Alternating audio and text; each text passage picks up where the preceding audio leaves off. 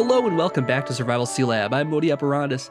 On today's episode, we're going to take one more look at my rotary craft ore processing facility I have here, and then we'll take a look at getting a better quarry or a different quarry, and then also some better storage options for us. So let's get going. Alright, so as I mentioned, we're going to take another look at my rotary craft ore processing facility here, down in the depths of my production facility. I said it last time I was only going to set this up with a few ores here so it doesn't get backed up. But what I found out is that I can actually hook this up to the quarry and it'll keep up just fine. It will get backed up a little bit, but it all gets processed eventually and it works pretty nicely. If I manage to turn my quarry off once in a while, it lets it catch up on the backlog, and we do pretty good with this. It's not running at the moment. There's nothing coming in here, but just to demonstrate here, I'll throw a couple things in here. Let's throw some silver ore in here. Let's throw some iron ore in this one. Grab this back out. Grab the silver ore back out. Let's throw it in the last one here. So we got 3 different types of ore in here getting processed at the moment, and it'll get multiplied. There it goes. So gold ore is getting turned into dust, and so on and so forth. Let's get this NEI out of the way here. And then this iron is getting processed as well into slurry. Actually, we didn't do very well here. It didn't actually even double once here. Let's see if it'll double on the last step. Nope, didn't even double once. Okay, whatever. That's not a big problem. We have plenty of iron, but it's kind of surprising we missed that bad on this. This one's doubling quite a bit, looks like. Anyway, so what happens here is this is going to get sucked out, and then it's going to pull it into my new machine here I created, and this is a lava smeltery.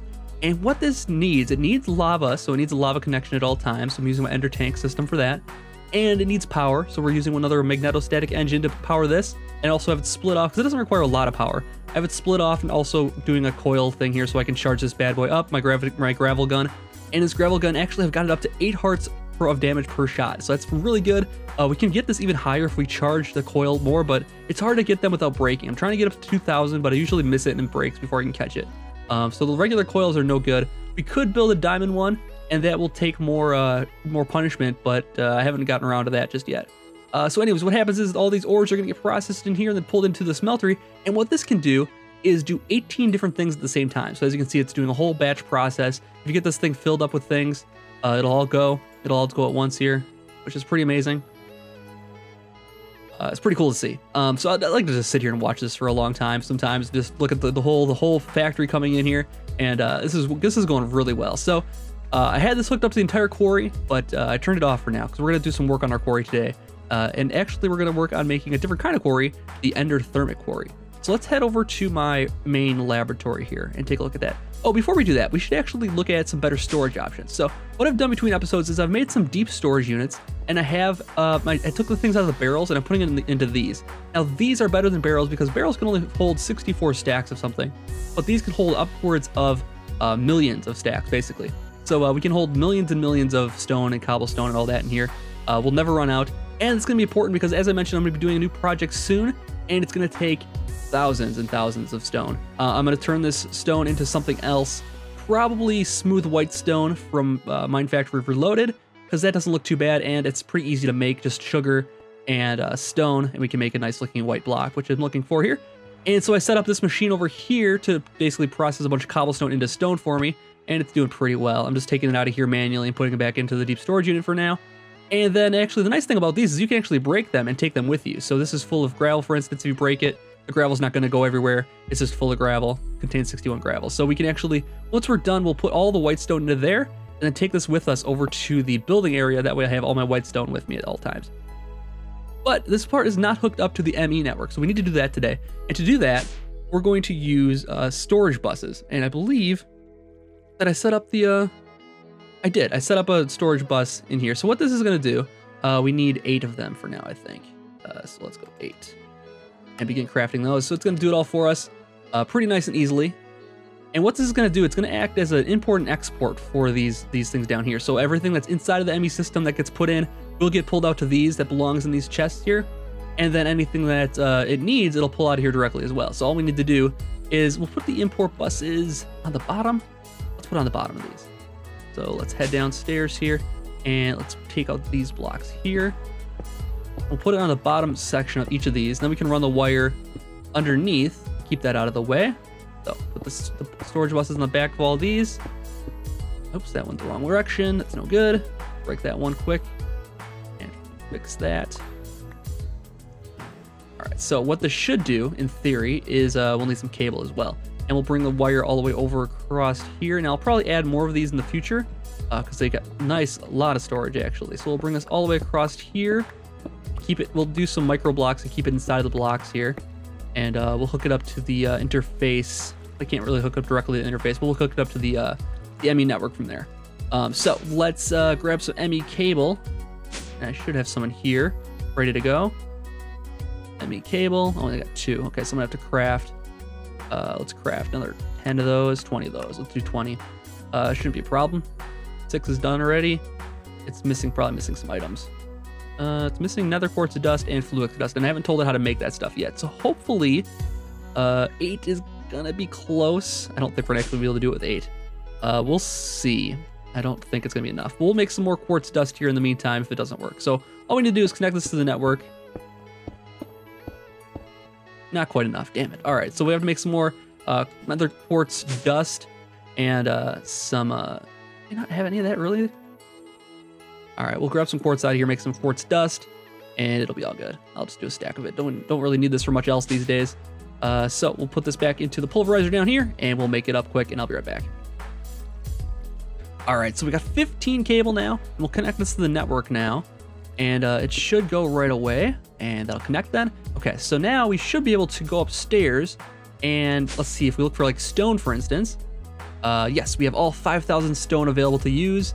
Same with the cobblestone. So everything is available to use here. We don't have to worry about it hogging up spaces inside of our network now. So actually we can take certain things out, like the glass, for instance, because there's already glass in our network. For storage, we're actually gonna take all this glass out. Let's get a lot of it in there. And we'll make sure we get all of it out, and then we'll have to make sure it's all put down in the storage chest here. I don't think it'll, no, it actually took it all out. Okay, so we'll store all glass in there. And hopefully this will work now. Once we get it cleared out, it'll be okay. I think if we turn this off for now, downstairs here, we can get it all sorted out. So because there's already things inside of one of these drives here, it actually puts it at a higher priority, it's called.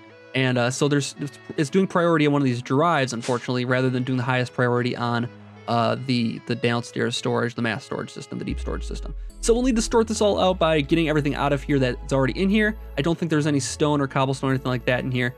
We'll have to double check that and make sure. To do that, we'll just disconnect it from the network and then make sure everything's out of there. And then we'll come back and it should be working fine. So let's disconnect it here. Let's go take a look and see what's inside the storage system still. So like there's 600 glass available. We can take all that out. Otherwise, it's going to keep storing glass in here even though we don't want it to. Same with stone, pull all that out. Cobblestone, pull all that out. Anything else that we have in here that we want in the mass storage system downstairs. Obsidian is another thing. We probably should pull all that out, but we have way too much stuff on us at the moment. So I'll get all this stuff sorted out off camera, I think. It's not too exciting, but basically that's how you can deal with that. If you just got to disconnect it for a moment, get everything put into the right priority, that way it's not storing it on the drives as well, because it will still fill up the drive and then it'll move on to other areas. And it'll go to this spot next, but it has to fill up that drive first because it's the priority on there. So we'll get this all straightened out later, but it does work. That's what we wanted to do. It's doing exactly what we wanted to do now. So the other thing we want to do today is work on a endothermic quarry. And this is kind of a complex item to make, but it shouldn't be too bad. I think we have everything we need. I'll need a few buckets of water and lava as well, in addition to everything else I have. I think I have enough buckets for this on me in my pack. Yes, and I have a lava bucket already. Awesome. Okay, so let's just grab a couple buckets of water and lava. We should just need 2 of each. So that should do it. And now let's head back over here, and then we'll start making our ender quarry. All right, so the ender quarry, if I can find it here, right here, from Extra Utilities. It requires a few different things, but what this does, it's actually a really cool low lag solution for a quarry. And that's perfect for me because, as you notice, I get a little bit of lag if the quarry's running. So it's kind of nice to have that while I'm recording here and not have to worry about that so much. So we're gonna try this and see how well it works. And where did it go? Here we go. So we need a endothermic pump, which we already have one of, but we're already using that one. So we'll need some ender cores, this diamond etched computational matrix. This is just ender infused obsidian, burnt quartz. We'll have to burn some quartz for ourselves, and some diamonds. And the other thing we'll need is this ender core. We'll need 2 of these. So we need magical wood. And that's really the only thing we don't really have readily available. Magical wood requires some enchanted books and gold. Now you can actually use any enchanted item for this, I believe, but I don't think we really have much we want to get rid of. So there's a lot to this recipe. There's blocks, there's pumps, there's everything you need. Basically just follow the NEI and it'll tell you all the steps you need to take to make it. It's not too complicated, but it's going to take a little time. So I'm just going to do this off camera quick and I'll be right back. All right, so we got everything done and we got the Ender Quarry created. And then I also took the liberty of making a bunch of fences because this is how they lay the boundaries for your quarry. And the chunk loader's built into this as well, same as the normal Buildcraft quarry. So let's get making this and lay it down inside of our quarry Mistcraft Age. So let's head back down and load that up.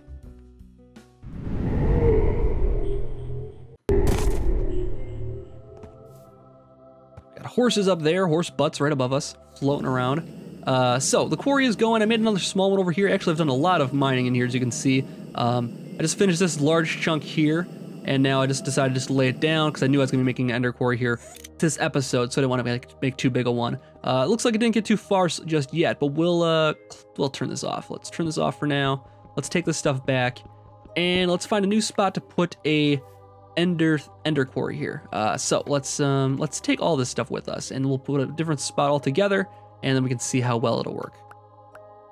So the idea with the Ender Quarry is that it's quick because it's nice because it doesn't cause a lot of lag because it's replacing the blocks as it goes, first of all, and then secondly it's kind of just like the Ender Pump that way, where it replaces the lava with stone, and then also it only loads the chunk that it's on at a time. So it's doing it line by line vertically, and it's only loading the chunk that it's in at a time. So it's not loading a lot of extra chunks like these other quarries would be, where if I'm on an edge of one, it has to load the whole thing, or maybe like 4 surrounding it even. So let's find a nice flat area for our first one here. This is not a flat area there. I just covered it up with grass. There's actually a gigantic hole underneath here. So yeah, this is not a good spot for one. Let's take it over here. This looks like a good spot actually. It's gonna be a little bit further away from our book, but that's okay. It's not too bad.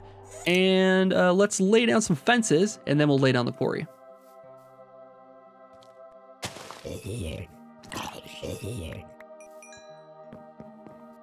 All right, so the most tedious part of this is done. Unlike the Buildcraft Quarry, you have to lay down each piece of the area as part of the boundary.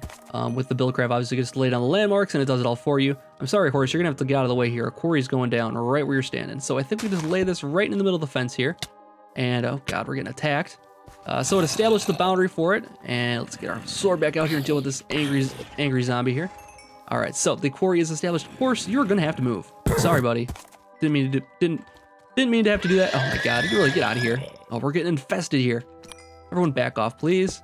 All right, so scanning is 0% complete because we have to actually power it now. So we'll put the ender chest right on top there, and everything will pump into there. Once we take care of these zombies, we'll be able to get started. I really wish I had a better age than this because this endless night is kind of bugging me now. Okay, so we need to supply some power for this, and I have a couple of conduits here. So we'll put those down right here, just like this, and we'll do the same thing we did over there, where we put the magnetic dynamos right there on top of it, and then we'll get a fluid duct going. And then finally, we'll put our ender tank on it, and that should do it. Okay, so it's gonna be pulling out. Make sure it's set to pull out. And we'll need to put the servo back in there and set it to ignored. And it should go now. So it is 5 block scan. So it's going to take some time. It has to basically scan the area. It's going to take a little bit of time to do that. We'll see how long it takes. I'm going to cut away here. I'm getting some weird lag already, but that's not too bad. As you can see, it is working. You can see that there is this whole line right here. Basically, it's going to do this entire row of blocks right here, and then it's going to move on to the next column. So it's going to go all the way down to bedrock and then move on to the next one. So that's why it's a very low lag system. Oh, we got another attacker. You know what? You shoot me. Here, I'm going to shoot you. How do you like this? Yeah, you like that. 16 damage. How do you like that? I don't think you liked it too much.